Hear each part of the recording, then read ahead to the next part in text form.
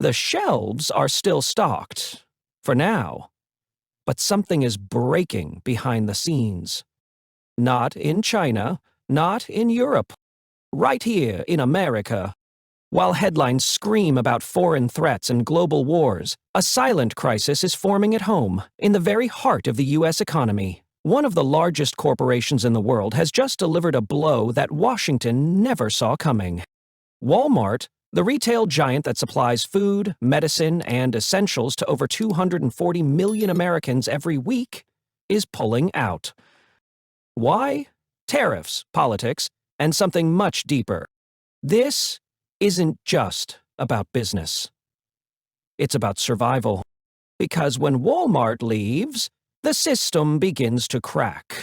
When Donald Trump returned to the political stage, he didn't just bring slogans. He brought an economic war. One built not on bullets, but on tariffs.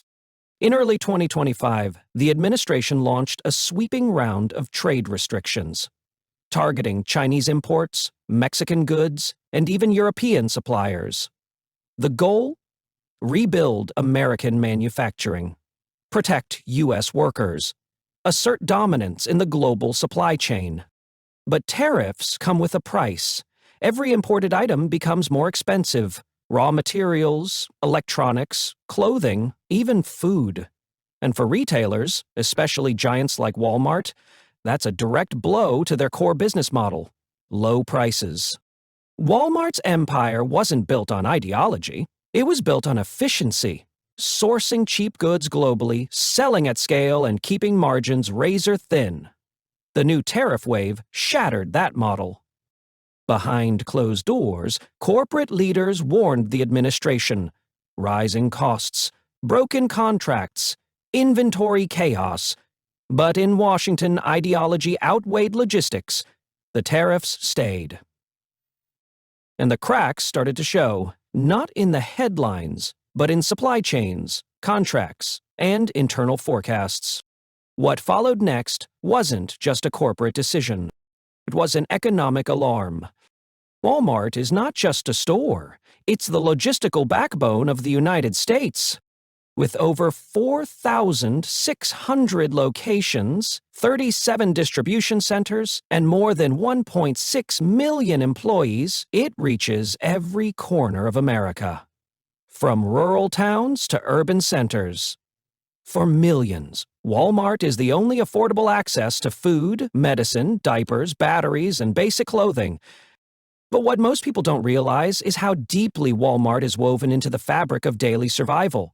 When local grocery stores close, Walmart fills the gap. When disaster strikes, FEMA turns to Walmart's logistics network to deliver aid faster than the government can.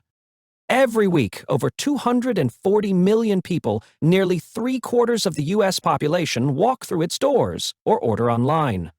Walmart doesn't just respond to demand. It creates and controls it.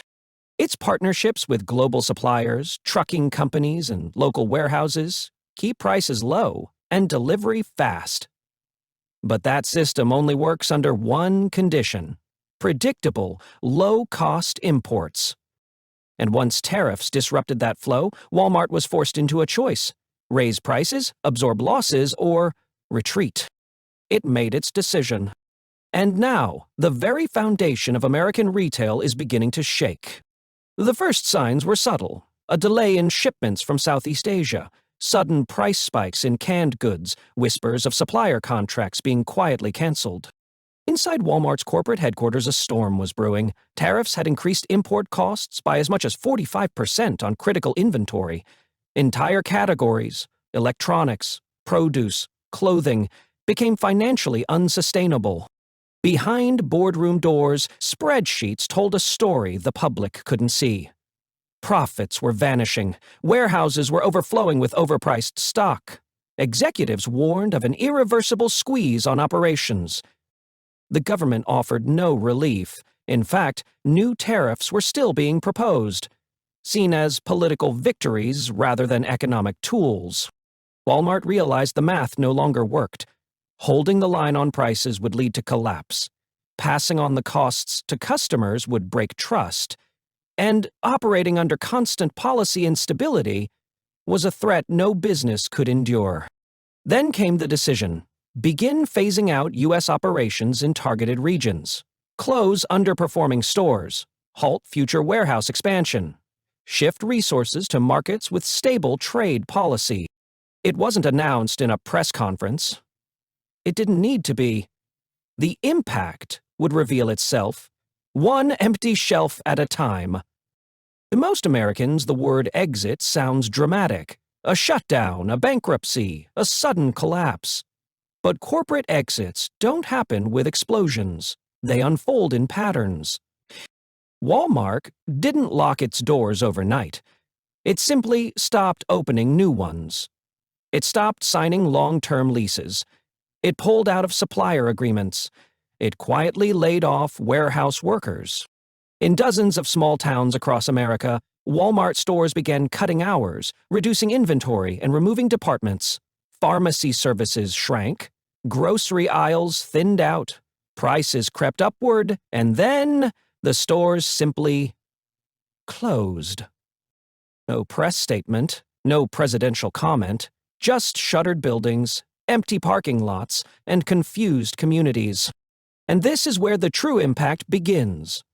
In areas where Walmart was the only major retailer, families now drive hours for groceries. Small businesses, which once relied on Walmart's foot traffic, begin folding.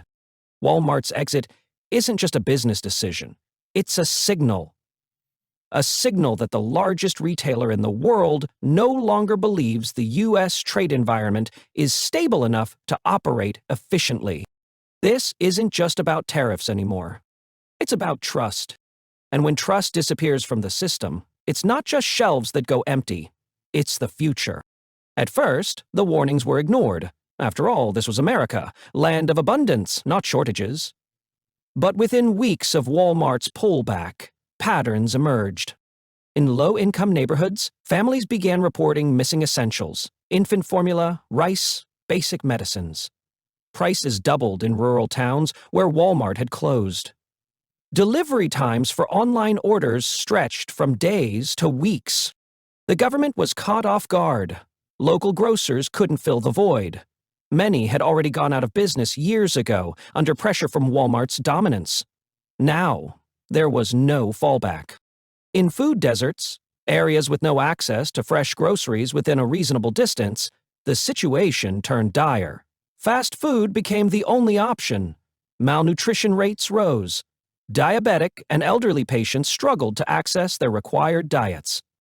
What had started as a trade war had quietly ignited a domestic emergency. Food banks were overwhelmed. Churches became makeshift supply stations. Social media filled with footage of empty shelves and desperate families. And all of it pointed to a simple truth: the U.S. supply chain was not prepared to lose Walmart. This was no longer an economic shift. It had become a humanitarian crisis. The images went viral. A mother crying over empty baby formula shelves. A man holding a sign that read, "Where's our food, Mr. President?" outside a closed Walmart. The pressure mounted in Washington. Cable news ran 24/7 coverage of rural collapse. State governors demanded federal intervention. Economists warned that the retail backbone of the country had snapped. And at the center of it all, Donald Trump, the man who had promised to bring jobs back and punish China, was now facing backlash from his own base. In a televised address, Trump called Walmart's move corporate betrayal, accusing the company of siding with foreign interests. He vowed to launch investigations, revoke federal contracts, and punish executives with targeted taxes. But behind the rhetoric, panic was growing. The administration scrambled to contain the fallout. Emergency meetings with remaining retailers produced few answers. Supply contracts were too broken, logistics too fractured, and the public wasn't buying the narrative. Farmers, truckers, store clerks, the very voters who once cheered the tariffs, now felt abandoned. The tariff war meant to project strength had instead exposed fragility. And the president, once defiant, now faced a nation spiraling into economic disarray. The markets responded swiftly. Within days of Walmart's retreat, foreign investors began dumping U.S. retail stocks. The dollar, once a symbol of stability, dipped sharply against global currencies. Allies in Europe and Asia expressed concern. If the largest American retailer couldn't survive under U.S. trade policy, what did that mean for their exports? Chinese suppliers pivoted to Latin America. Indian manufacturers began rerouting goods to Europe. The global trade map was shifting away from the United States. Credit agencies downgraded major U.S. logistics firms. Hedge funds pulled out of domestic retail ETFs. For the first time in decades, America looked like a risky investment. And at the center of the storm, the dollar wobbled, not from external attack, but internal uncertainty. Because when the world sees chaos, where there was once control, confidence dies. And without confidence, currency follows. With Walmart stepping back, the American supply chain faces a reckoning. Big box replacements don't exist in most regions. No other retailer matches Walmart's infrastructure, distribution scale, or pricing leverage.